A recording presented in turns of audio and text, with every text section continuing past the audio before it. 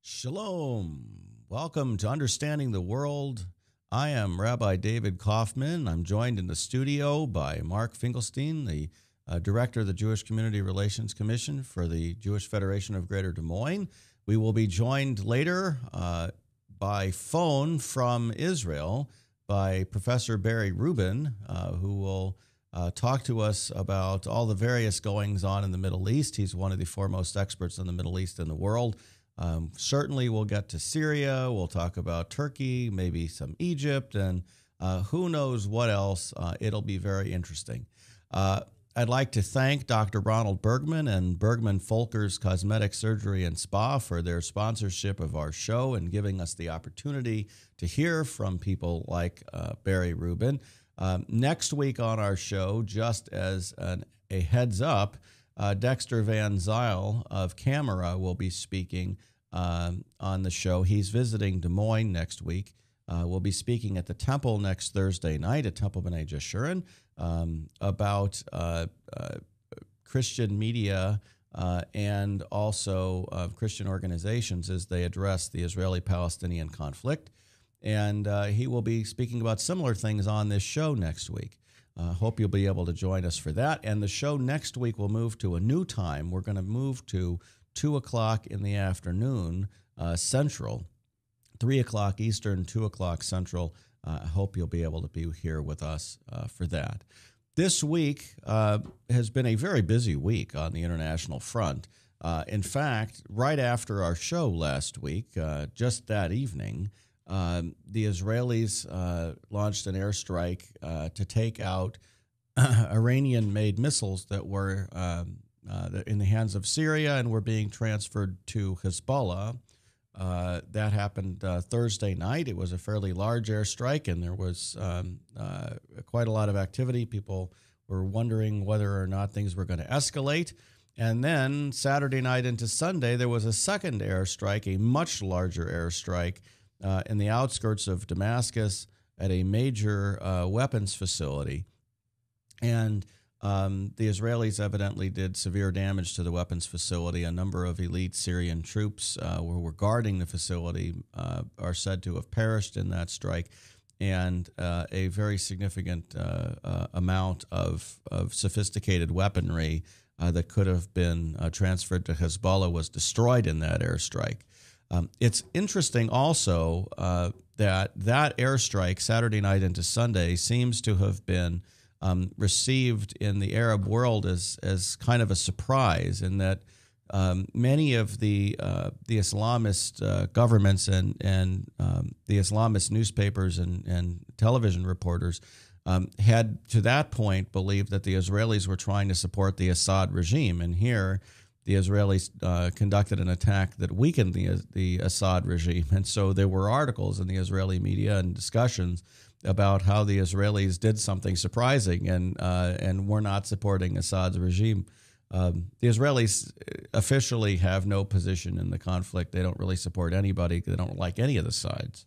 What they want is to protect their citizenry by preventing advanced weaponry from falling into the hands of those who will use it against them. So that was last weekend dealing with the Syria issue. A number of other issues going on. Just today, there's a concern that Russia is planning on sending S-300 anti-aircraft missile batteries to Syria in fulfillment of an agreement that was signed beginning in 2010 that Syria has actually paid for. These missile batteries would significantly improve Syria's capability of defending its airspace, and Syria already has one of the most advanced air defense systems in the world. In fact, the airstrikes that Israel has launched against Syria just in the past week were done from outside Syrian airspace so as not to come into conflict with the Syrian air defense batteries. There continues to be ongoing negotiations between Israel and Turkey dealing with compensation for the Mavi Marmara conflict, the Mavi Marmara incident, going back to 2010. And they're now discussing what the compensation should be for those who died in the conflict and potentially for those who were injured in the conflict. The Turkish really want to get to a point where they can once again work with the Israelis on strategic basis, because the position they're in, especially dealing with Syria and a number of other issues, they're really on the same side of a lot of issues, and they need to cooperate. And the Mavi Marmara incident right now is just in the way of that cooperation. And the radicals who were involved in that conflict are trying to make it so that Turkey and Israel can't work together, or else Israel would have to pay a very high price in order to rebuild ties. And so while the Israelis have offered $100,000 per person who died to the families who died, the Turkish government actually only pays $70,000 to soldiers who die in the battle. The Turkish government is asking for $1 million, and the people who died, the organization, the terrorist organization, militant organization, I should say, that was involved in organizing the flotilla wants $1 billion. This is just crazy. I mean, that would go to financing all kinds of terrorism against Israel. So there's no way the Israelis will do that. But that's what the state of the situation is. There are a number of other things going on around the world. One of the interesting things, which probably we'll be talking about at some point in the not too distant future, are negotiations between China and the leaders of Israel and the Palestinian Authority, as China is trying to step in and see if it can help broker an agreement between the two sides. And Israel has evidently agreed to a settlement freeze as China begins these negotiations. So that is a whole new front of discussions about the peace process that we know nothing about at this point, and that are very interesting going forward. Certainly, there are also discussions about ongoing discussions in the Senate now about what happened in Benghazi, and there will be implications of that going forward as well. That is The World in 5 Minutes. This is Understanding the World. And when we get back from our break, hopefully Barry Rubin will be with us right then. And if not, hopefully shortly thereafter. I will see you after the break. From the RE/MAX Real Estate Concept Studios, this is Webcast One Live. Drink, dance, party. Kitty's is the ultimate dance club in Des Moines. A huge dance floor with room to move, 3 bars to keep your drinks full, and kickin' DJs playing all your favorite dance music. At Kitty's, we've always got your birthday party planned with Birthday Fridays. That's right, when your birthday rolls around, there's only one place to go. Gather up your friends and head to Kitty's, where you drink free on the Friday of your birthday week. Find out more about Birthday Fridays at kittiesusa.com. Kitty's, all kinds of people, all kinds of music, all kinds of fun. Drug and alcohol addiction slowly steals a person's identity, tearing away pieces of their life little by little, until one day it seems like the hope of a happy future is gone and there's no chance of getting it back. Here at St. Gregory Retreat Centers, we can assure you that there is hope. Our unique approach to recovery begins with the understanding that the dysfunction and damage caused by addiction can be overcome, not just dealt with. Don't let another day go by. Call St. Gregory today. Whether you're 10, 25, 50, 80 years old and beyond, everyone needs to live within their means. I'm Tom Coates with Consumer Credit of America. For almost a quarter of a century, we've helped people of all ages learn to manage their personal finances to benefit them far into the future. When problems arise, we've got the experience you need to make those debt problems go away. Got financial problems? Call Consumer Credit of America. If Tom Coates from Consumer Credit of America was your personal webmaster, Tom would filter out all bad debt emails. If Tom was your mailman, you'd never get any debt reduction junk mail. If Tom Coates was a lineman, he'd block any phone calls offering to reduce your credit card debt. Hi, I'm Tom Coates with Consumer Credit of America, and we're still your best choice for credit counseling. We're local, we're accountable, and we can do more. You make the call when the time's right for you. When it comes to competition, there really is none for Consumer Credit of America.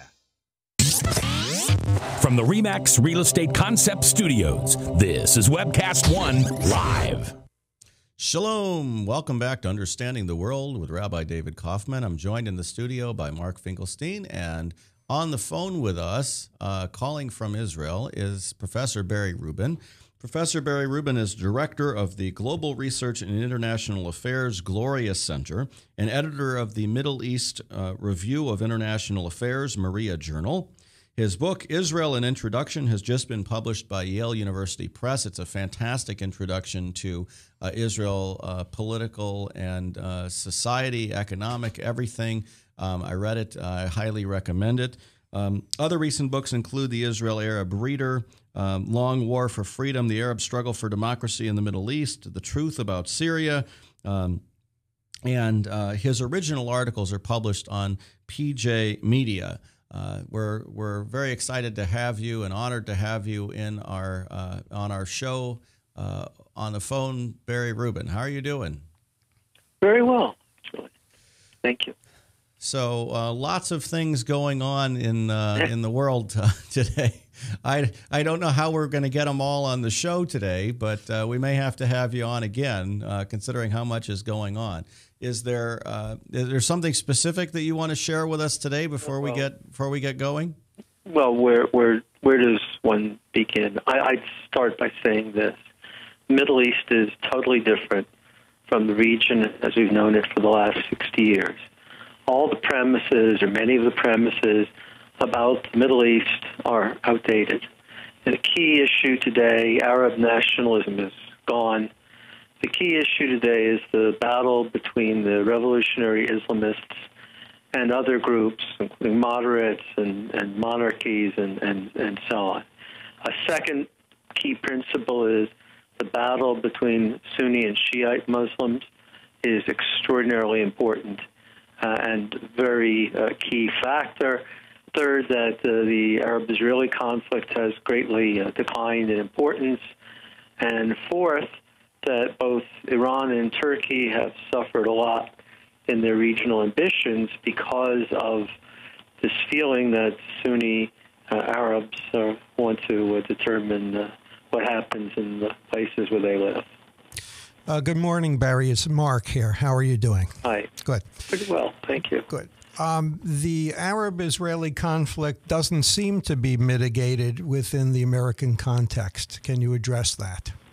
Yes. Well, the irony is that even though the importance of the conflict has declined greatly in the region itself, this is not fully appreciated in the West, in part because it's become a political issue pushed by radical groups, in part because it's really just a show to prove that governments are trying to solve this problem, that they're making progress in solving this problem. But in the region, I think everybody knows that this is not real. Nothing is really going to happen. This has been true for certainly for 13 years, and it's just not accepted in the media. But people here, and I mean Arabs and Israelis and others, just know that absolutely nothing is going to happen or to change. And the key reason for that is that the Palestinian leadership cannot and will not make a compromise deal for reasons which we can discuss, and that hasn't changed since the Camp David meeting of the year 2000. Barry, what do you make of Prime Minister Netanyahu's willingness to freeze settlements for a limited time? Well, Secretary of State Kerry asked him, would you, do this? And he sees no harm in it. He said, sure, we want to show we're cooperating. I mean, remember that the U.S. requested a 9-month-long freeze several years ago, and that was given, and nothing happened, and I don't know if Israel got credit for it, but yeah. But the fact is that if gestures to the United States can be carried out without substantial risk or loss, then why not? But the Palestinian Authority will not come to the negotiating table. 1 year from now, absolutely nothing will have come of Kerry's efforts. And to a large extent, it's a public relations show. Maybe to some extent he and others believe it, but that doesn't make it true. Now, a key factor in the region is that the idea of linkage has suffered a tremendous blow. Linkage means the idea that progress or developments on Arab-Israeli or Israel-Palestinian issues affect problems or questions elsewhere in the region. How can one say this today, given the Syrian civil war, the question of revolutionary Islamism, the Muslim Brotherhood in power in Gaza and Tunisia and Egypt, the issues with Iranian nuclear weapons, the internal conflicts and developments in Iraq? It's just absolutely clear that there are loads of Sunni-Shia conflict, that there are loads of issues that simply do not relate to the Arab-Israeli conflict. It's become a secondary issue. And people know that in the region, no matter how much lip service they give to the contrary. And, I mean, there's a huge amount of evidence of this, and for example, the report by a Muslim Brotherhood think tank that they view Iran and Shia Islam as the main enemy, the statements of Saudi Arabs and Gulf Arabs in general on these issues and so on. But it's just not represented in the Western media. Now, Barry, we're trying to figure out what's going on in Syria, and we've been dealing with that for the last few weeks for sure. There were 2 Israeli airstrikes in Syria just over the weekend against weapons being transferred to Hezbollah. There was a response that Syria said that they were going to retaliate against Israel or future strikes. We've got Russia potentially sending S-300 anti-aircraft systems. I doubt that very much. Yeah. So can you give us an update on what's actually going on? No, what's going on is there's a Syrian civil war. The West, speaking generally, the western part of the country is controlled by the government. The eastern part of the country is controlled by the rebels. The northeastern part of the country is controlled by the non-Arab Kurds. The rebels seem unable to overthrow the Assad regime, particularly since up to 5,000 Hezbollah fighters have gone into Syria to fight on behalf of the government. The problem is that the vast majority of fighters on the rebel sides are radical Islamists. Our estimate, just to give you a sense of it, our estimate is that about 6,000 fighters are al-Qaeda, about 12,000 fighters, that's twice the number, are other Salafist radical groups, and 30,000 fighters are loosely loyal to the Muslim Brotherhood, though you might want to put the emphasis on the word loosely. Now, how many moderate, by the way, the moderates are, Arab nationalists pretty much, how many, 5,000? So clear, and the Muslim Brotherhood controls the U.S.-backed leadership, supposed leadership. It's not a real leadership. So it's really a severe problem, because if the rebels win, we could expect massacres of Christians and Alawites. We could expect a radical Islamist government or a Muslim Brotherhood government, which is sort of the same thing, to emerge. That the Muslim Brotherhood subversion would increase against neighboring countries, and it would be a very repressive regime. If the government side wins, we can expect, of course, continued well, I don't think the government side will win, but if it holds half the country, you get continued repression and really just severe human rights violation. So there's not like anything great to choose among. As long as the conflict continues, none of these people are going to attack Israel. They're going to leave the country in ruins. It will take many, many years to fix the damage. Syria is basically out of the conflict for some time to come. Hezbollah has to worry about Lebanon, and it's fighting for Syria. So Hezbollah is out of the conflict with Israel for some time to come. Barry, this war will not end soon. It could easily go on for 2 or 3 years more. Barry, what impact might the elections in Iran have on any of this situation?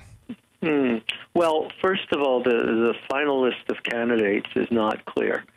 But clearly in terms of style, there's a reaction against Ahmadinejad for two reasons. Number one, he hasn't governed well economically, and the sanctions have been a serious blow to the Iranian economy, and because he's been very outspokenly belligerent. I think that what we're more likely to see is a change in style, not a change so much in substance. That is, it's likely that the next president will not go around making loud speeches about destroying Israel and so on and so forth, but that they will continue to work on nuclear weapons as fast as they can do so. And then we'll see in the media, Western media, oh, this is a more moderate government. So they're more likely to make a deal. Well, no, they're not going to make a deal. So, but we really don't know yet, I think, have a clear picture of what's going to be the next leadership. Of course, not even the leadership of Iran, because the leader of Iran is the supreme guide who doesn't change.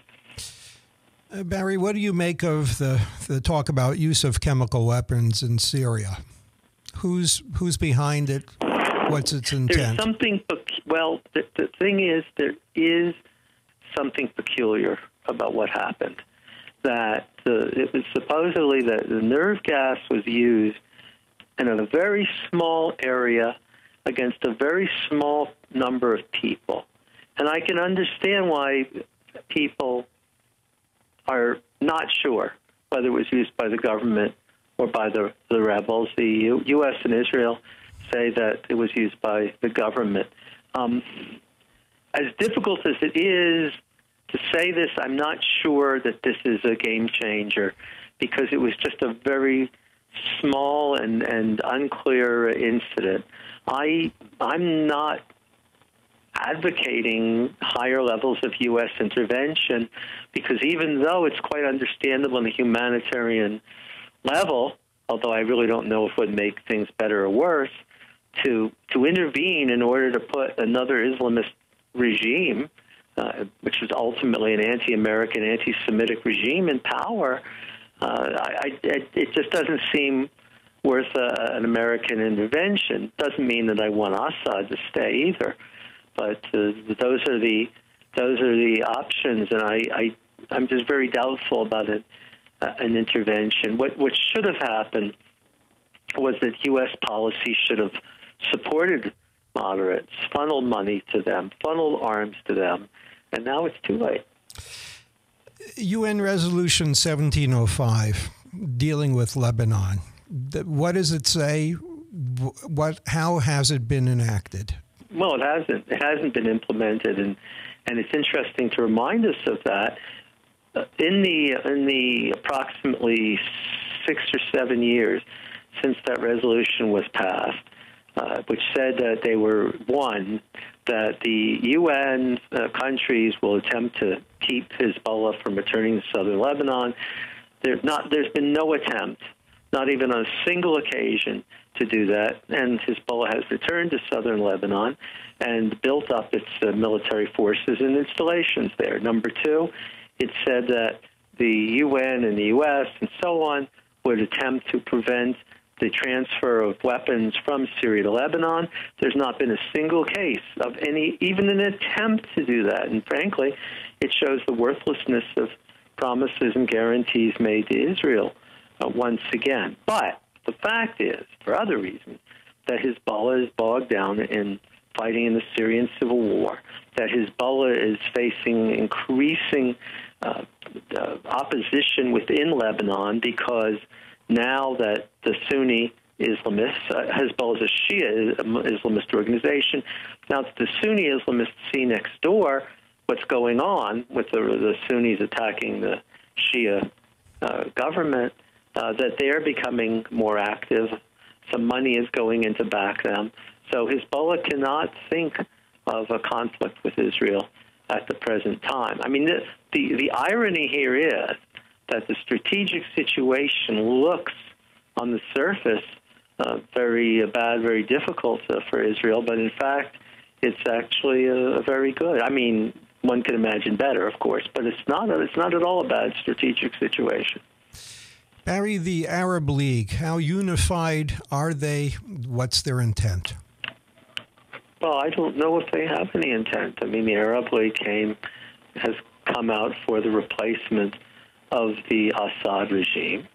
And other than that, it's just a moribund organization. It doesn't really do much. But you see, part of the problem is how issues are explained to people. For example, there were several delegations, Arab delegations in Washington a few days ago, and they made made an announcement of a new, quote, peace initiative, end quote, to Israel. Well, no, not at all. First of all, no resolution can be an Arab League resolution unless it's passed by the Arab League. You can't have an Arab League resolution. You can't have people representing something as an Arab League resolution when, in fact, it hasn't been passed. So everything said about this is just, it's not true. There is no peace initiative. Peace initiative wasn't even announced by the Arab League. It was announced by Qataris. We don't know what's in it. I mean, it's completely phony. And as one person described it, both sides are trying to keep the U.S. happy by humoring it without intending to do anything drastically different. I mean, part of the problem is this. From the standpoint of the Middle East, things look very different from the standpoint of within the United States. The problem is that if you write about this from the actual Middle East viewpoint, then people say, well, that must be wrong because that's not what these people sitting in New York and Washington tell us. Well, the people sitting in New York and Washington don't understand what the people sitting in the Middle East see. So that's sort of the frustration and difficulty of trying to talk about these things. And anybody feels qualified to talk about these issues without background or knowledge or understanding. So it's sort of difficult to get across an accurate picture. Now, Barry, talk to us a little bit about what's going on with Turkey and the Israel-Turkey relationship, the ongoing discussions, and kind of what Turkey's strategic position is. And I'll give you a little bit, just a quick intro. We had the Consul General of Turkey speak in Des Moines last week at Drake University. He didn't really say a whole lot about Turkish foreign policy, but what he did say is that they wanted to have a dynamic policy that could change and that they could adapt and discuss things with every country in the region, which kind of seemed to me to indicate that they wanted a foreign policy that pissed off everybody some of the time and pleased everybody some of the time. No, it's very simple. The foreign minister, the current foreign minister, wrote 2 books. The first book he wrote favored a strong Islamist policy of aligning with Islamic countries against the West. This book has never been translated. You can't obtain it. Then he wrote a second book after he became foreign minister that says the Turkish government wants what you just said, good relations, zero problems, and all that. And that book was immediately translated in English and widely distributed. The first agenda is the real agenda. And the fact is that, I mean, we've known for some years that this is an Islamist government, that the goal of this government is the fundamental transformation of Turkey into an Islamic state. But they have to go at it Turkish style, very slowly, very gradually. But that is indeed the goal. And we've also known for many years, as someone said to me, 7 years ago or something, that we understand that the leadership of Turkey hates Jews and hates Israel. Of course, that doesn't apply to a foreign ministry diplomat who, in private, probably is extremely unhappy with his own government's policies. So this did not start with a Mavi Marmara or anything like that. This just expresses their viewpoint all along. Turkish government does not want good relations with Israel. It's tried to block them at every turn. How does Erdogan fit into that? Has he been? Erdogan is an Islamist. Erdogan has presided over a policy which is anti-American and anti-Israel, while at the same time being able to remain the U.S. president's favored Middle East leader. That's That's a very skillful thing to do. But he's simply it's a camouflaged Islamist in a suit. In theory, the Muslim Brotherhood understood the benefits of following his example. In practice, they simply don't have his patience. They want to move too quickly and too openly. But it's like common knowledge within Turkey that the government has been buying, government supporters have been buying up or intimidating the media. There are hundreds of political prisoners. There are more journalists in jail in Turkey than in any other country in the world, that they broke the military in part because of U.S. policy. The military is no longer a political factor. They're now moving Islamists into the ranks of the military, and their last remaining target is the judiciary.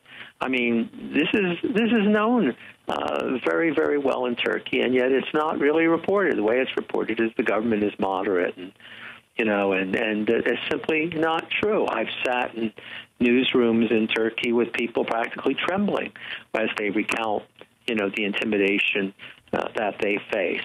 When one huge publishing company was taken to court and told by the government that it owed several $1 billion, that's $1 billion in taxes, but if it wasn't critical of the government, then they wouldn't have to implement this judgment.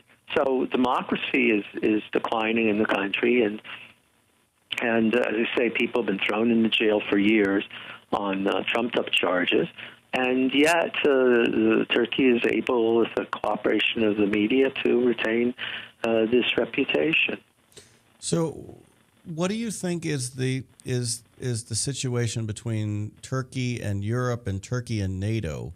I know there was Turkey and Europe. They'll never get into the European Union, and everybody knows that, but everybody pretends otherwise. And with NATO is simply not inclined to take any action against them, even though the interests of this Turkish government are not consistent with the interests of the West. This government of Turkey has been cultivating anti-Americanism. It's like, if you really take seriously, like doing research, there was this anti-Semitic site, a very nasty site, which we traced to the Turkish Ministry of Education. I mean, this is all sort of done behind the scenes and with games, and yet it's very easy to fool the West. By the way, the U.S. because we have WikiLeaks, we can see that the U.S. Embassy's reporting from Turkey for some years is pretty much along the lines of everything I've said. No. We can read the dispatches and see that they're saying these kinds of things. Well, we have Barry Rubin on the phone with us. We're going to take a short break here, and then when we get back from our break, Barry, I thought maybe we would talk a little bit about North Africa, Egypt and Libya and Tunisia, sure, and all of that. So we'll take a short break, and we'll be right back.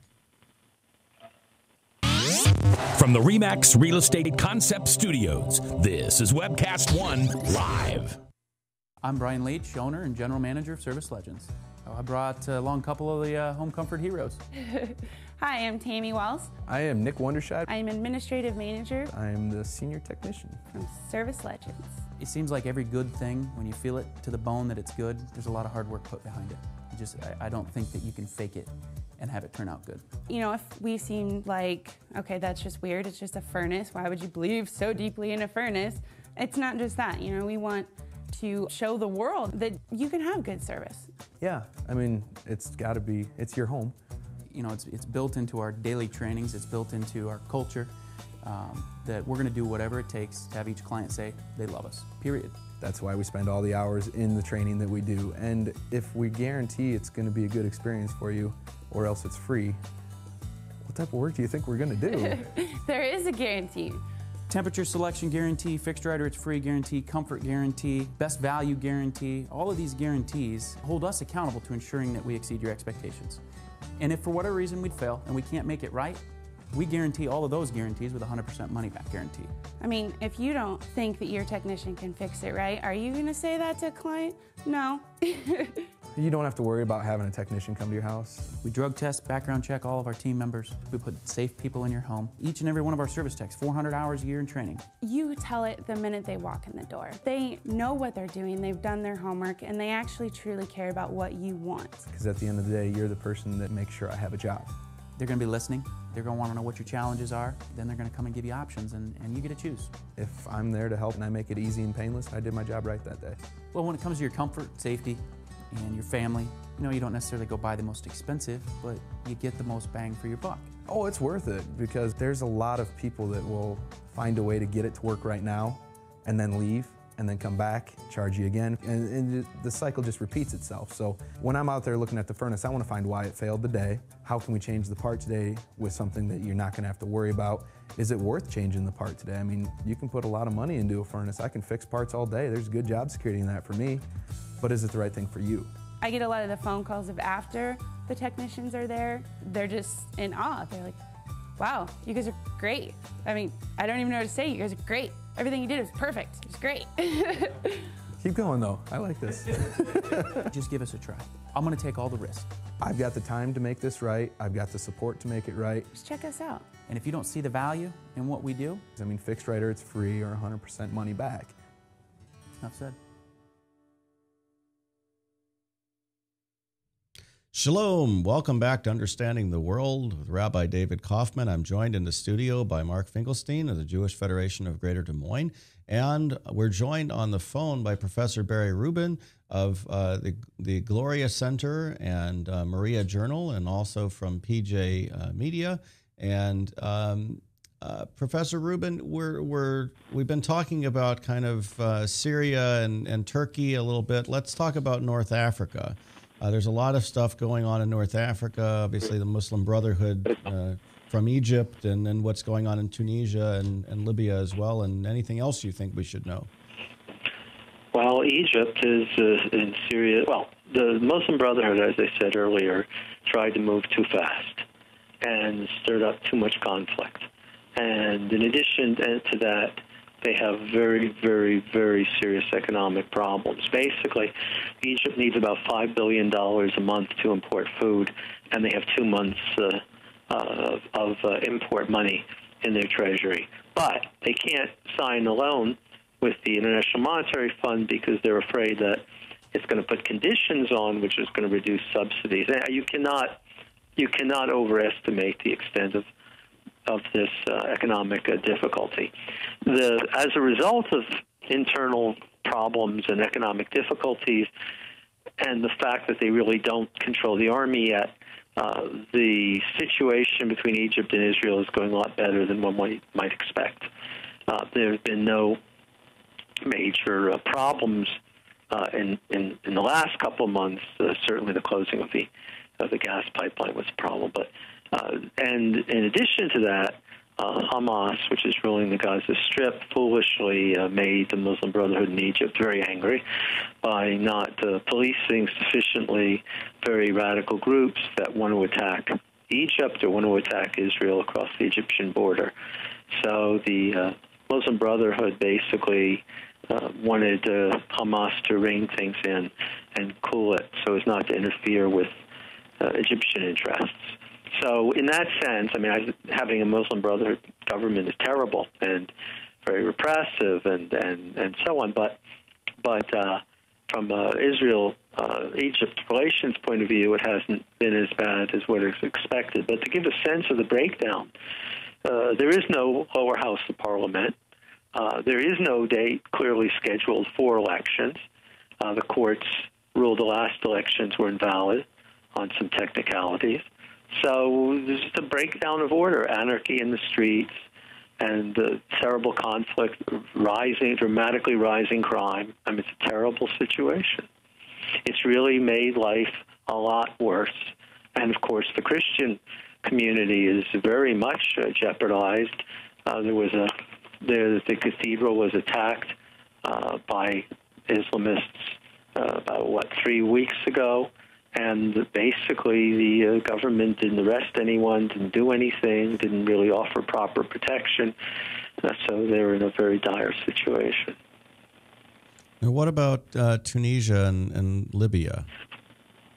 Well, they're very different, of course. Tunisia had the best chance of becoming a democratic country, but it's just not doing very well. The economy is doing poorly. There was the most outspoken opposition leader, opponent of Islamism, was assassinated. There are real reasons to believe that the assassination was carried out by people close to the government. Radical Islamist groups are patrolling the streets and so on. One shouldn't exaggerate the problems in Tunisia, but they're very real. I mean, the whole so-called Arab Spring thing has not worked out very well, and the people who advocated it were wrong, basically. Libya is a different situation. I mean, Libya, I think you probably have about as good a government as you're going to get, but they really don't control the country. And the militias, the regional militias are running around. Al-Qaeda is running around. The people who murdered the Americans last September 11th are openly walking around and even controlling checkpoints in Benghazi and control the hospital in Benghazi, just as they did when they grabbed the ambassador and took him there. Whether he was still living or not isn't clear. So the region is just a terrible mess, but it's a mess in sort of different ways from the old ways it used to be a mess. What do you think the future holds? Do you think that they're going to be military coups in some of these countries as they try to gain control, or do you think it's just going to be a slow decline, or what? Well, it is possible that the military might intervene at some point in Egypt if things got to be too bad. But I would assess that pretty low. Look, we're in a new era, in my view. We're in an era in which radical Islam is going to be tried out, and that this is going to persist for 30 or 40 years, perhaps more, perhaps a little less, and that they're going to make all the same mistakes, and there's not going to be a comprehensive peace with Israel, but that because of this threat, that the tensions, the conflicts of a number of states with Israel are reduced. That if you have Sunni Muslims, especially non-Islamists, who view Iran as the greatest threat, then Israel can be seen in some ways as beneficial to their interests. If you have Islamist governments that wreck their countries, or internal conflicts that wreck their countries, then this is going to weaken their ability to fight or oppose, or the desire to fight or oppose Israel. So, as I say, the irony is that Israel's strategic position is pretty good. The region is in a terrible mess, and it's a tragedy. And people who are moderates, the people who want democracy in the Arab world, are basically thinking about fleeing, and know that their situation is extremely desperate. And I think we're going to see hundreds of thousands of people try, we already have, desperately to get out of these countries, particularly Syria and Egypt, and get somewhere else. And those people are going to be a lot of the more talented people. They're going to be a lot of the more moderate people. They're going to be a lot of Christians who are going to be involved in that fight. This is the reality. And as I say, the frustration is that within the United States, the basic line is, things are going pretty well. It's improved, Arab Spring, democracy. There's nothing at all to do with the reality of the region. Barry, turning back to the Palestinians, we've seen the departure of Salam Fayyad. What role did he play? Did he really have potential? And what are we left with? Well, look, he didn't have any power to change anything, and he wasn't able to change anything. but he was a relatively honest economic manager. And because of him, the donor countries were more willing to give money. And now they're less willing to give money. I mean, people in the West assume that others are going to act in their own reasonable self-interest. Of course, people in the West often don't act in terms of their pragmatic self-interest. But it doesn't have to be that way. And what happened with the ousting of Fayyad was a typical kind of, as Abba Eben said, never missing a chance to miss an opportunity, shooting yourself in the foot, and so on. I mean, it was a very, very bad move. But the move was pushed by the Fatah, the ruling organization, the Fatah bosses, who basically didn't like Fayyad stopping them from stealing as much aid money as they wanted to. So this is going to hurt them a lot. They refused to negotiate with Israel in practice. The assumption is, you see, that Palestinians are suffering, and therefore they're eager to make peace and have a state. But that's for various specific reasons. That's not true. Of course, now they can claim with the UN General Assembly's vote that they have a state.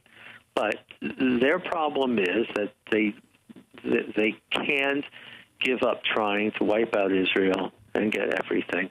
And even the people who know better can't act in that way because of the pressure of politics, in which you simply cannot get away with being a moderate. I mean, as we saw with Fayyad. So they are stuck. They are frozen. And they can't not politically get out of this. And the status quo, therefore, is going to continue for years to come. Now, I just noticed that Yusuf al-Qaradawi visited Gaza, and that he was, received as a big hero and as the Imam of the Arab Spring. Can you tell us a little bit about Qaradawi and his influence on the... Yusuf al-Qaradawi is an Egyptian. He's lived in Qatar for many years. He has a hugely successful television program. People watch it. He's written many books, and he is, I think, the most important living theorist of Sunni Islamism. He's extremely anti-Jewish, has made very, pro-genocidal statements, and he is very close to the Muslim Brotherhood. He has no direct governing role. He's sort of a spiritual guide, and he's extremely anti-Shia, anti-Iran, certainly would support. I think he's declared that the fight in Syria is a jihad. So he gives you a good sense of what the Sunni Islamists are thinking, and they're not moderate, and they're very ambitious. But of course, that doesn't mean they're going to be able to fulfill their goals. That's the key point to understand. That they basically want to take over the whole Middle East, and they want to destroy Israel, and they want to break American power in the region. But that doesn't mean they can do it. And how hard they'll try depends on how much opposition they meet. How much risk they'll take depends on how much opposition they meet.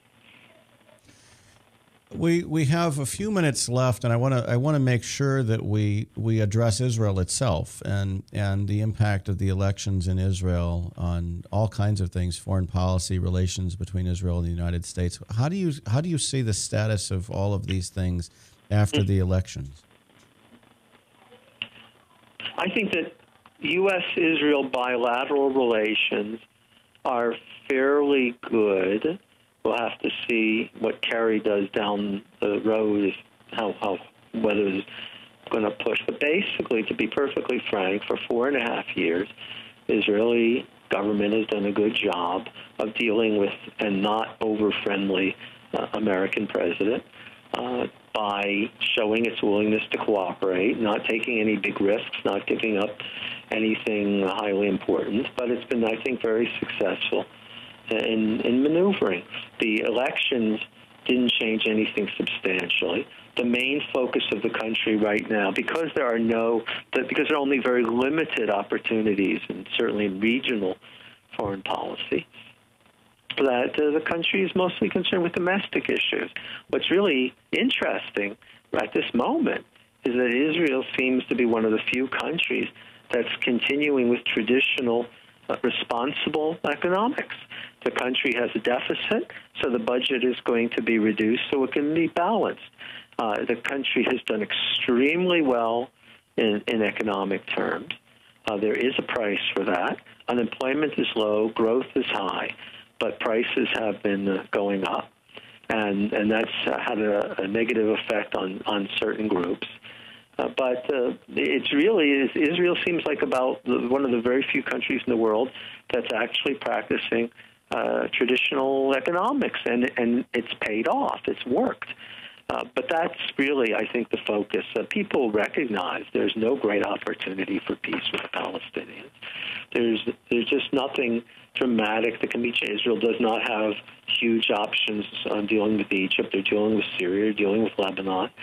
But the fact is that despite people speaking the contrary, from Israel's point of view, the status quo is quite capable of and necessary to be continued. I mean, things do not have to change dramatically, certainly from the point of view of Israel, even though there is huge upheaval outside of its borders. Barry, do you think the current Israeli coalition has limited shelf life or not? No. The thing is this. Number one, there is nobody who is a likely alternative to Netanyahu as a prime minister. Even people who hate Netanyahu have to admit that. Number two, if various parties walk out of the government and break the coalition and new elections are held, those parties will not do very well. So it's always possible that this government, it's certainly possible that this government will not last for 4 years, but it's certainly not immediate problems. That there's no reason at present why it can't continue. It seems determined to carry out very difficult economic policies. It has a strong majority for doing that, and that's the most difficult thing it has to do.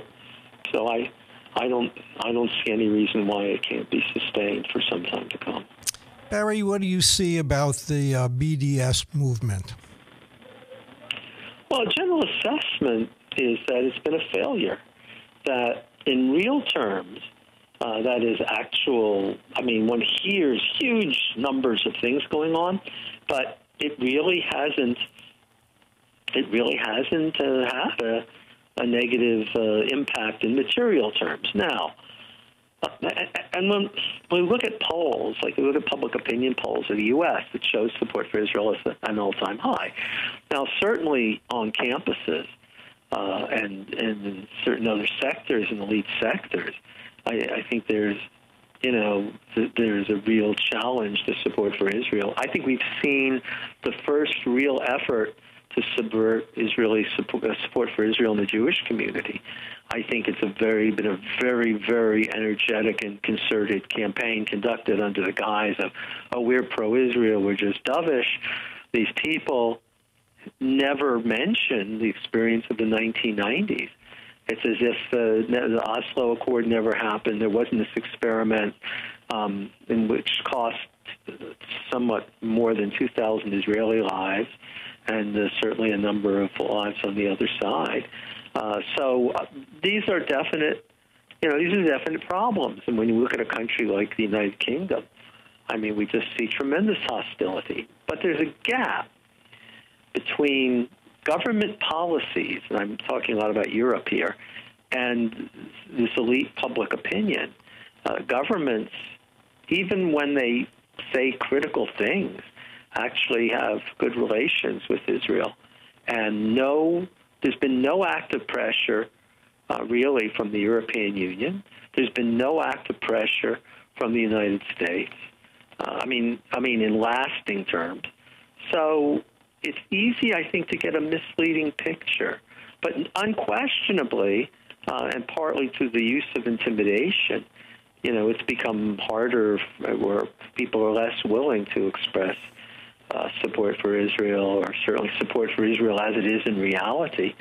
than it has in past years. So I'm not saying, I'm not expressing a position of complacency, but I am trying to say that the situation is not necessarily as bad as it's been portrayed. But what is most worrisome, however, are the efforts within the Jewish community to campaign against support for Israel and to present an extremely false picture, and of course based on lavish amounts of money from people who hate Israel and so on. I mean, without mentioning the names of specific organizations. This is unprecedented. It really is unprecedented. So there's always stuff to worry about, but the fundamentals, I think, are still solid. Well, Barry, thank you for joining us on the show today. I wanted to give you just a couple minutes of an opportunity to tell people about what you do, the organizations you're with, and the books that you've published, and anything you'd like to say that you'd like people to go check out. Thank you. Well, I mean, first of all, I have my blog, which is www.rubinreports.blogspot.com, which and also our site, Gloria Center, and we do a lot of very serious kind of research and analysis of the region. A Maria Journal, which has now been published for what's getting for 20 years.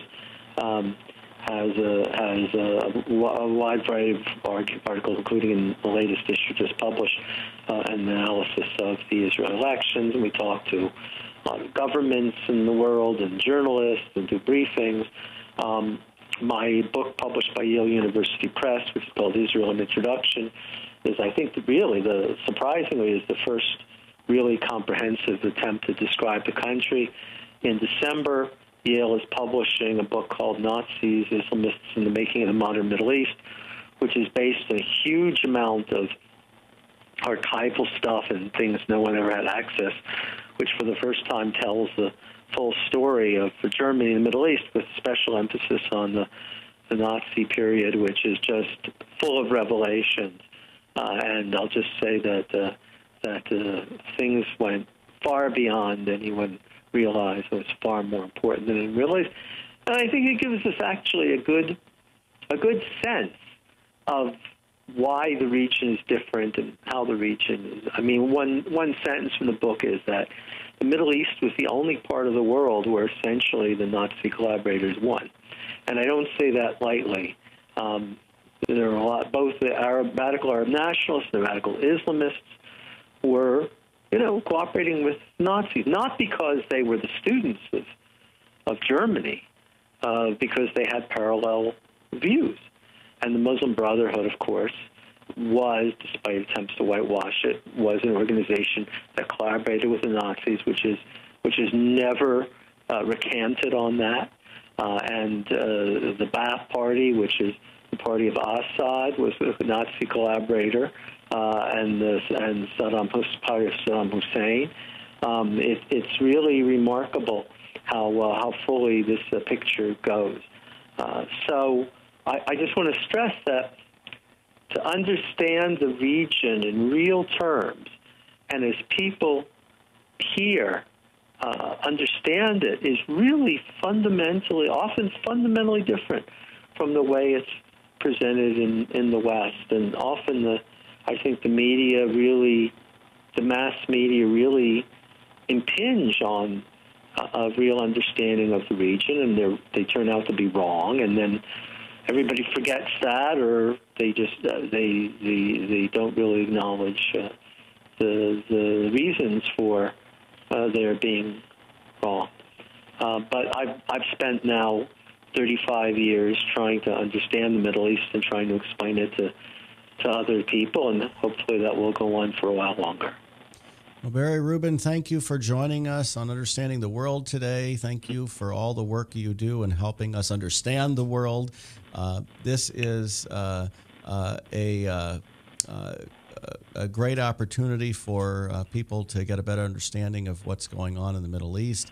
And next week on Understanding the World, we are joined by Dexter Van Zyl of Camera.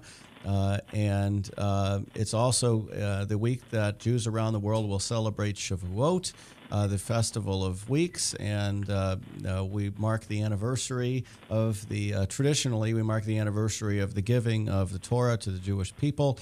So we wish you a Chag Sameach in advance, and thank you for sharing all of your insights with us and joining us on the show today. So thank you, Barry Rubin.